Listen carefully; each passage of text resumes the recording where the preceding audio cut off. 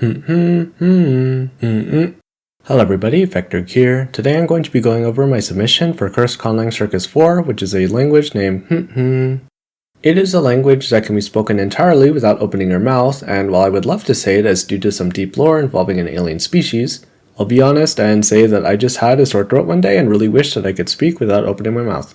Don't worry if you're not familiar with any linguistic concepts, I'll try my best to explain everything briefly as I go. Starting with the alphabet, we only need 4 letters, M, N, G, and H. And yes, since you're not allowed to open your mouth, this language has exactly 0 vowels. M and N make the same sounds as English, just with your mouth closed. So M should sound like and N should sound like G only appears after the letter N and changes the sound to be like the NG at the end of the word sing. So NG should sound like H is a letter that's only paired with the others to modify it with a voiceless nasal sound. In other words, just exhale through your nose.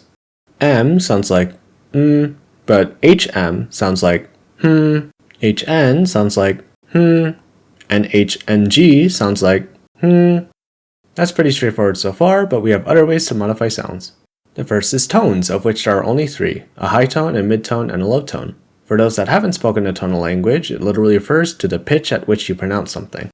M, pronounced as a high tone or tone 1, is pronounced With a mid-tone or tone 2, it's pronounced With a low tone or tone 3, it's pronounced The second is Mora, which basically refers to how long something is pronounced. There are 3 Mora lengths, which are and where lengths 1, 2, and 3 are represented by repeating the consonant by the corresponding number of times. The last one is a glottal stop. This is like the hyphen in the word uh-oh, or the hyphen when you want to say no to something and you say In this is represented with an apostrophe, while not having glottal stop is represented with a hyphen. For example, and Are you still following? Awesome! Time to get into the grammar. The default sentence structure is verb, subject, object, with adjectives coming before nouns and adverbs coming after verbs and adjectives. And since most sentences will begin with a verb, it's very important for you to know that this language has conjugation, which depend on both the subject and tense.